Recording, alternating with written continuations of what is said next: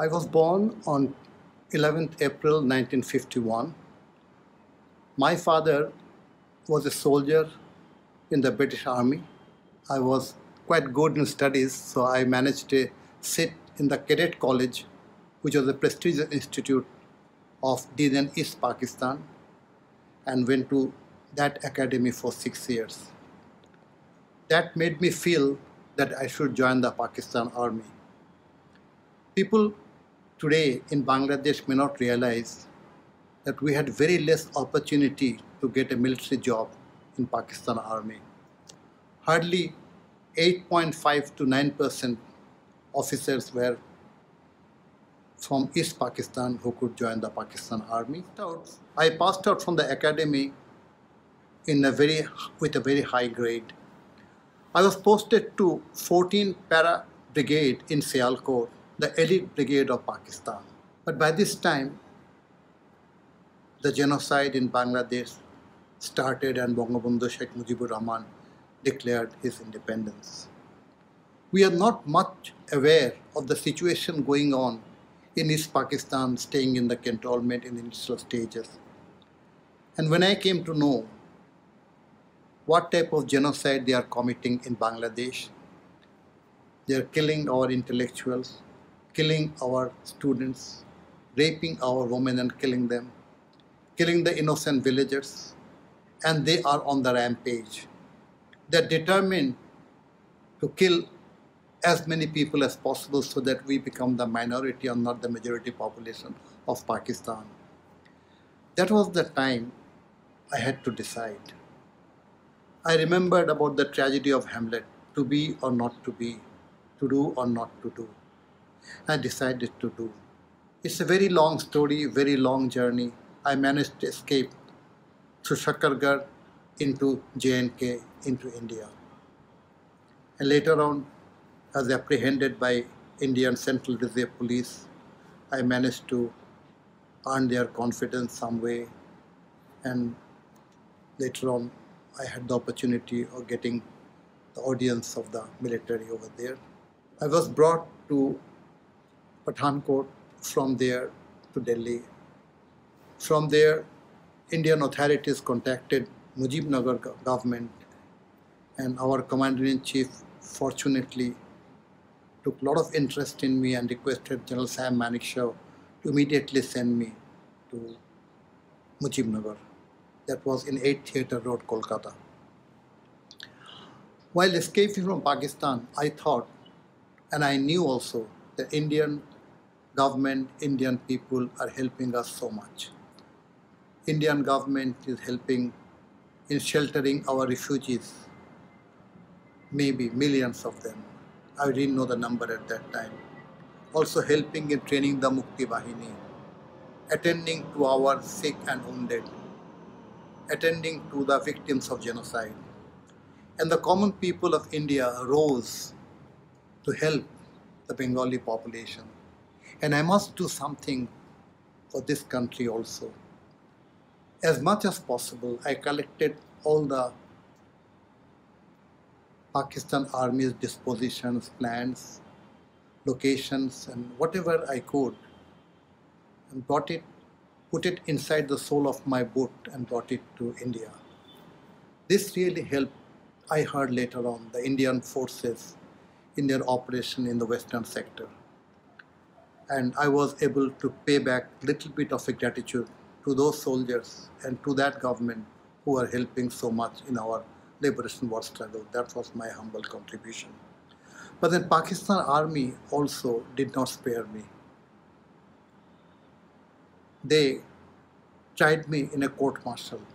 The court-martial was held by Colonel Hamdani, one Punjabi officer.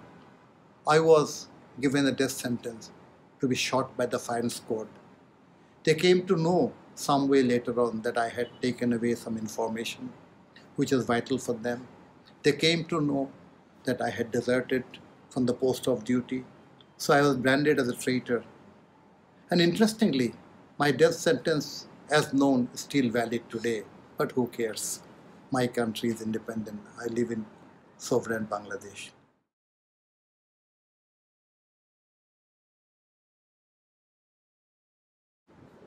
I joined number 4 sector under Major Chittaranjan Datta, one of the finest commanders who was a sector commander.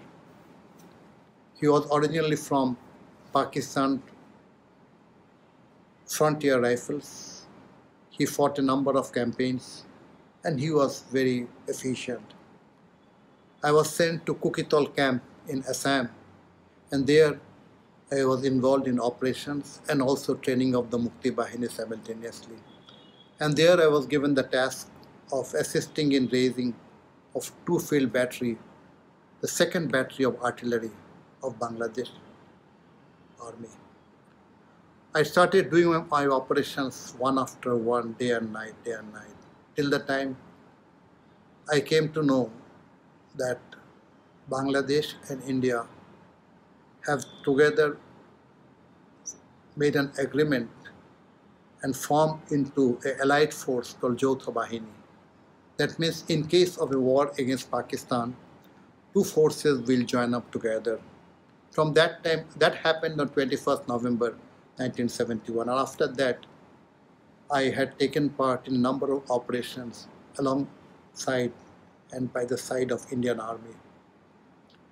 I took part in a number of battles: Battle of Baralekha, Battle of Shamshernagar, Battle of Juri, Battle of Kulaura, Battle of Fenchugon, Battle of Mongla Bazar and Sylhet Town, and so many auxiliary battles.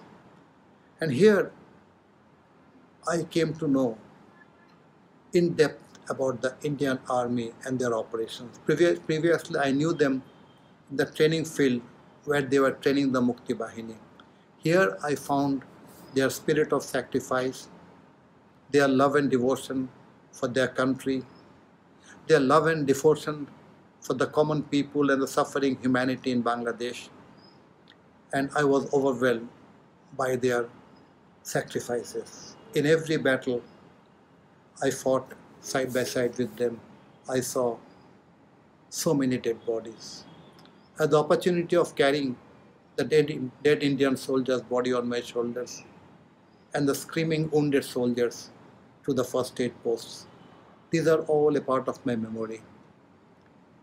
And I always remember that the blood of the Indian soldiers,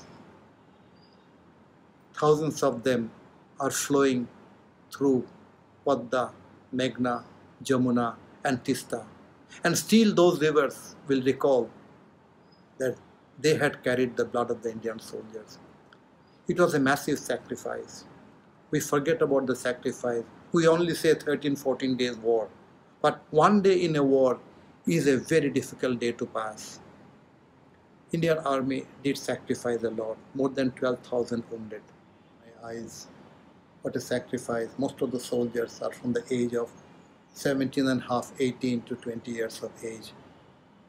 They haven't left any of their children to remember them even. Only their mother and father crying, and the nation weeping, and people like us weeping for them.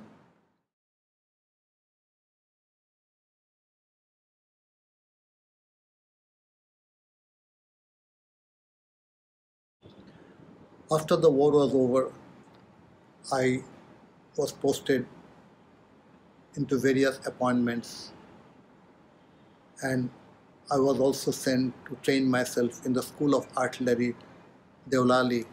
I am very proud of the institution, and I thought I did a very good grade there, maybe right at the top. I'm very proud of that. I was sent for my training in England and in America, did my advanced gunnery course from America. I was trained as an instructor from America, and I became the chief instructor of the Corps of Artillery at the age of hardly 28 years, 4 months. And I became a lieutenant colonel even at the very young age of 29. By this time, the situation in the country all changed. We freedom fighters started getting neglected and harassed. And slowly we were being sent out of the forces, and I lost my job. Then I didn't stop there. The spirit of 71 was burning in my heart. Hope burns eternal in human heart. My human heart was still burning with the spirit of 71. There was no requirement to fight a war anymore. But to rekindle the glory of 71, I started documenting on 71. First of all, I started writing books on 71. I've written only 51 books only on 1971 Liberation War. In these books, I have glorified the common people of Bangladesh. I have glorified the role of children and women in Bangladesh, old people of Bangladesh, the Mukti Yodhas, and the population as a whole. And side by side, I wrote about the sacrifice of the Indian Army, the youth. It was a sacrifice of the youth. My books earned me quite a bit of fame. I started working in the television to conduct programs on 1971 war crime and genocide. Two of my documentaries received national award. Then, for my research and evaluation and documentaries and making films also, I was involved in directing some films. Finally, I was awarded with the highest national award, the Independence Honor, the Swadhinata Padak of Bangladesh, the #1, the highest honor.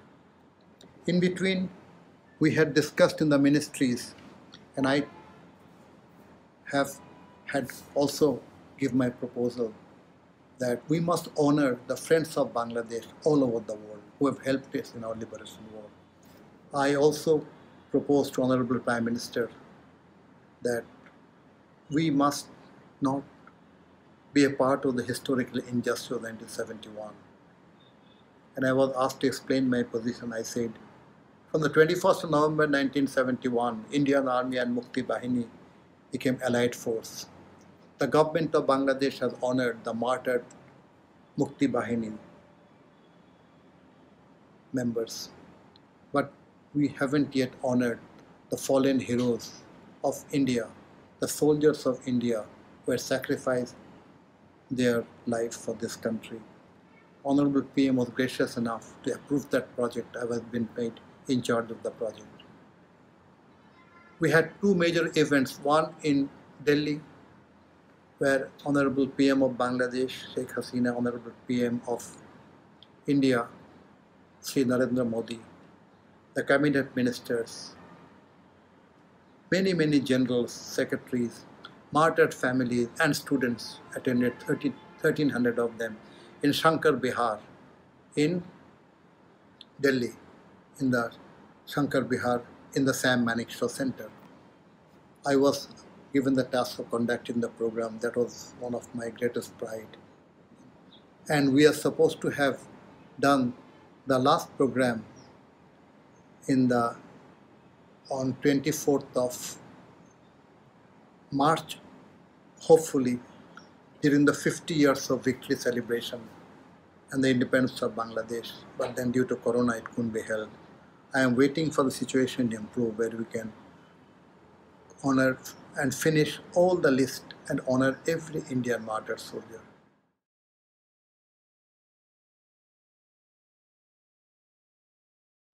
It was a great privilege for me that I did have the opportunity in a very humble capacity to work for honoring the Indian martyred soldiers.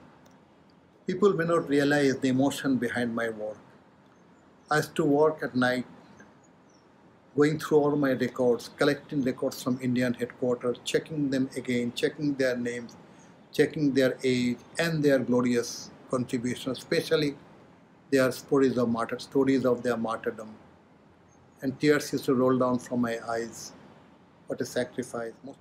We have to go back to 1971 for anything we have to do between Bangladesh and India. But that is the biggest landmark. Our relationship is based on blood sacrifice.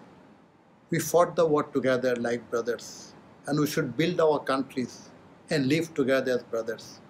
The greatest victory in world history, where 93,000 prisoners of war had to lay down their arm and bow down their head and make a surrender without any condition. And number two, none of them were hurt. Mukti Bahini or Indian forces didn't do any torture to them. They are POWs, we could have done anything to them. But when our Mukti Bahini boys were captured, you exactly know what brutal atrocity they did on them. Just to give you one example, the 4-guard regiment crossed over the river Titas into Brahmanbaria, where the Pakistan's division headquarters was there. They entered the headquarters but didn't find any resistance, no firing. They knew that the General Saab and his people have run away. When they entered the headquarters in the veranda, they found a terrible thing. 9 Indian soldiers lying on the floor of the veranda. They are all hands tied at the back. Everybody shot in the head. As they went forward, many dead bodies. They found 61 Muktijoddhas, all hands tied at the back. Everybody shot on the head. Because they had 70 POWs. When they withdrew, after tying their hand, they shot them on the head. Atrocity. They kept on doing more atrocities till the time they surrendered. But here, the blood of Indian soldiers of Mukti Bahini flowed together. They died together in a heroic death. And that's the example of how cruel the Pakistan army and their collaborators were in 1971. That the soldiers of 2 countries' blood is a testimony of the atrocity of Pakistan army. Today, about 50 years have passed.